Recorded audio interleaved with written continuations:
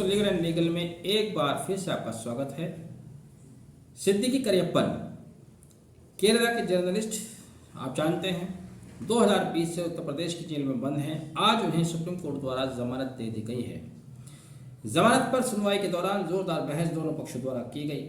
उत्तर प्रदेश सरकार की तरफ से सीनियर अधिवक्ता महेश जेठमलानी अपीयर हो रहे थे, वहीं सिद्दीकी की तरफ से कपिल सिब्बल अपीयर हो रहे थे।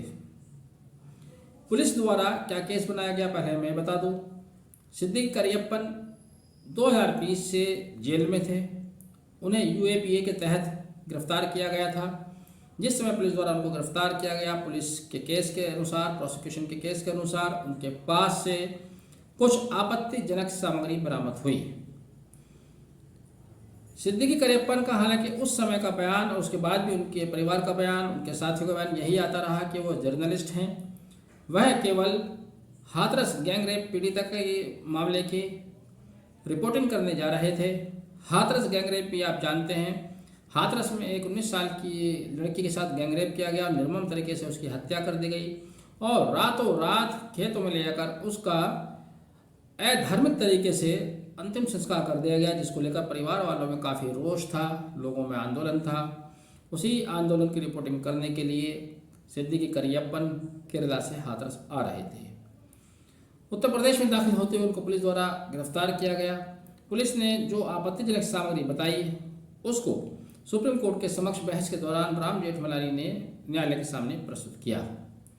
महेश जेठमलानी का कहना था कि इनके पास से पंफलेट बरामद हुए जिस पर लिखा हुआ था जस्टिस फॉर हाथरस गर्ल, जिस पर चीफ जस्टिस यू ललित इस बिल को खुद चीफ जस्टिस सुन रहे थे। चीफ जस्टिस यू ललित और जस्टिस एस रविंद्र भट्ट उनके इस आर्गूमेंट से सहमत नहीं थे। चीफ जस्टिस ने कहा यदि विक्टिम के लिए कोई न्याय मांगता है और न्याय मांगने के लिए कोई आंदोलन की अपील करता है तो इसमें कौन सा अपराध है। साथ ही जस्टिस एस रविंद्र भट्ट ने याद दिलाया कि वर्ष 2012 में निर्भया कांड में भी इसी तरह के आंदोलन इंडिया गेट पर हुए थे और उन्हीं आंदोलन की बदौलत कानून में बदलाव किया गया। जस्टिस रविंद्र भट्ट ने कहा कि जब कहीं कानून में कोई कमी होती है तो इस तरह के आंदोलन जरूरी भी होते हैं और उन आंदोलनों से कानून में भी बदलाव आता है। महेश जेठमलानी ने कहा कि इनके पास से जो पंफलेट बरामद हुए उसमें इस तरह की बातें भी लिखी हुई थी कि यदि पुलिस आंसू गैस के गोले छोड़े तो उससे कैसे बचा जाए, दंगों में पुलिस से कैसे अपना बचाव किया जाए।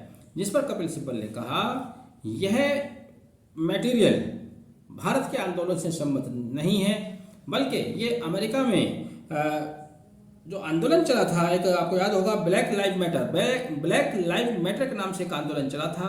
उस समय इस तरह के पर्चे बांटे गए थे जब पुलिस उनके ऊपर आंसू गैस के गोले दाग रही थी और ये पर्चे अमेरिका के फिनिक्स और सैन डियागो वगैरह वगैरह शहरों में बांटे गए थे। ये कहना था कपिल सिब्बल का, जिस पर चीफ जस्टिस ने कहा कि इन पंफलेट की लैंग्वेज क्या थी, भाषा क्या थी।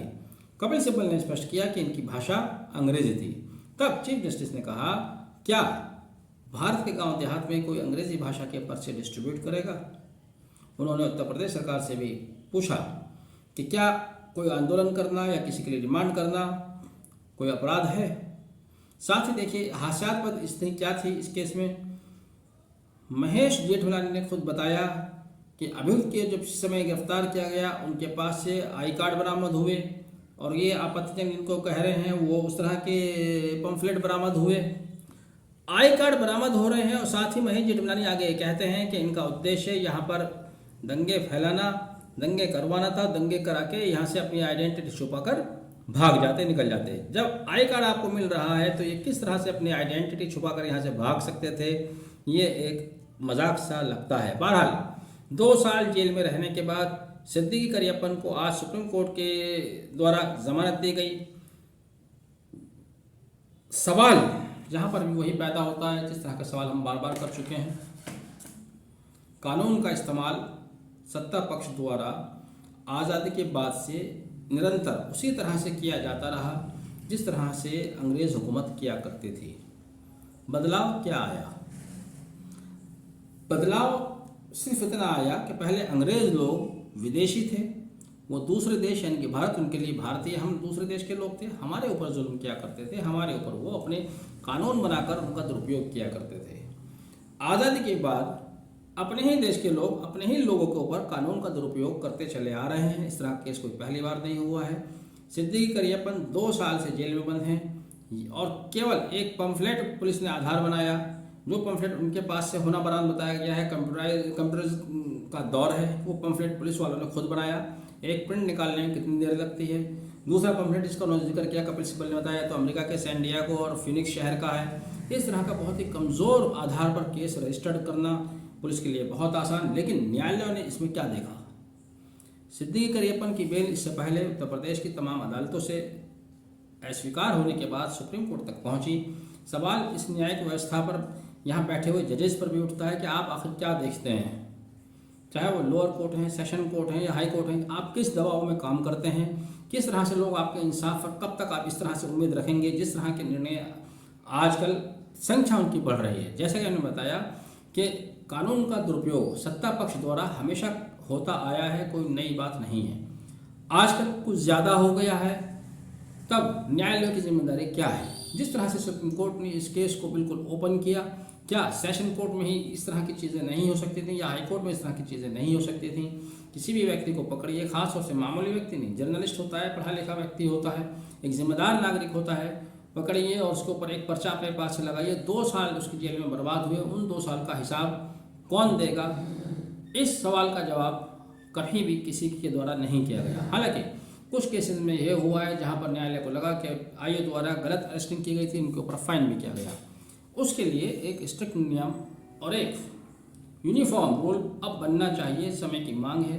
इस तरह से नागरिकों के साथ जुल्म ज्यादती, चाहे वो किसी भी वर्ग के हों, किसी भी समाज के हों, नहीं होनी चाहिए। बहरहाल सिद्दीकी करियप्पन को 2 साल बाद जमानत मिली, इसको आप न्याय की जीत कह सकते हैं, इंसाफ मिल गया कह सकते हैं, लेकिन उसने जो 2 साल जेल में बिताया उनका हिसाब कौन देगा, ये सवाल हमेशा कायम रहेगा। आपने वीडियो आखिर तक देखा, बहुत बहुत धन्यवाद। पसंद आए तो आगे शेयर भी करते रहिएगा।